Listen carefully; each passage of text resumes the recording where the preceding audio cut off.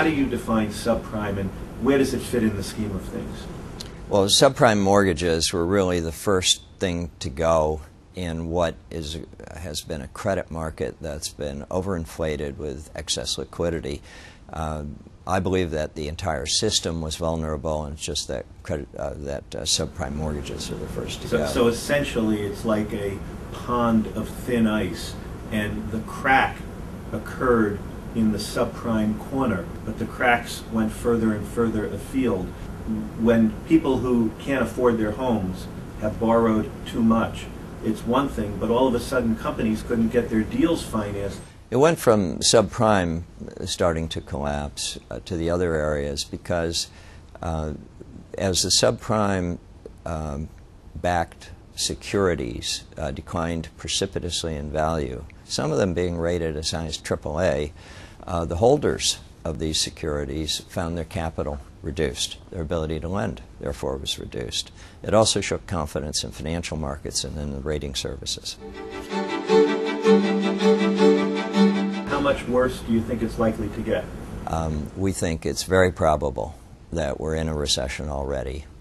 Now the question is, how bad will it be? And we think there's a significant probability it'll be the worst recession since the 1930s, since the Great Depression. And MBIA, how do you think that's going to play out? Based on our view of markets, we think that MBIA is indeed in serious trouble. And it could be rescued if you could get together the right consortium. The problem with that is it's analogous to being in a foxhole with the CEOs of several of these companies when a live grenade rolls in. The question is, who falls on the grenade? MBIA and AMBAC are what are called monoline insurers, and they're sort of a unique breed. They're part of a handful of companies that do one and only one thing. Can you describe what they do? What's happened in the last year that puts these monolines at risk in ways that nobody had previously perceived? Well, MBIA and AMBAC were created really for insuring initially municipal bonds, which were quite safe. Their problems arose when they started expanding their business into other areas, corporate bonds and mortgage-backed securities. So based on the rating agencies, such as S&P and Moody's, based on their willingness to give AAA ratings to mortgage-backed securities, the monolines came along and said, well, fine, we'll insure them. And that was a disastrous mistake because nobody really looked through to see what was there. People who should have been able to do the homework, should have done the homework themselves, just accepted the rating agency's ratings and accepted the fact that there was insurance. You seem to be pretty pessimistic about where we're going. So are we in the second inning or are we in the seventh inning here? Maybe the third or fourth inning right now.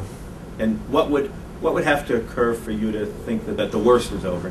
I'd want to see the U.S. consumer in a healthier financial condition instead of a deteriorating financial condition.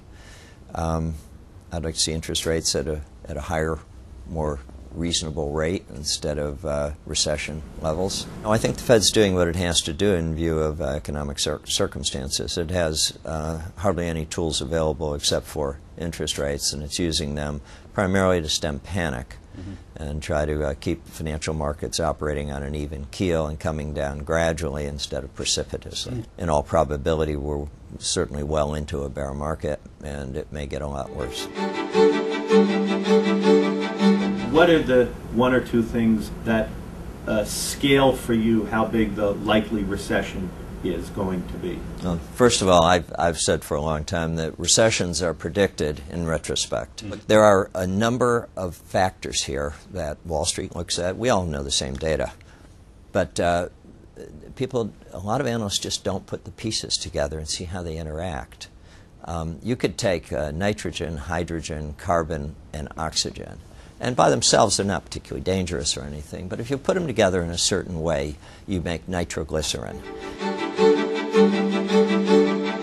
These ingredients that are coming together here, I guess the perfect storm is the catchphrase that applies. The consumer being forced to slow down. They don't want to.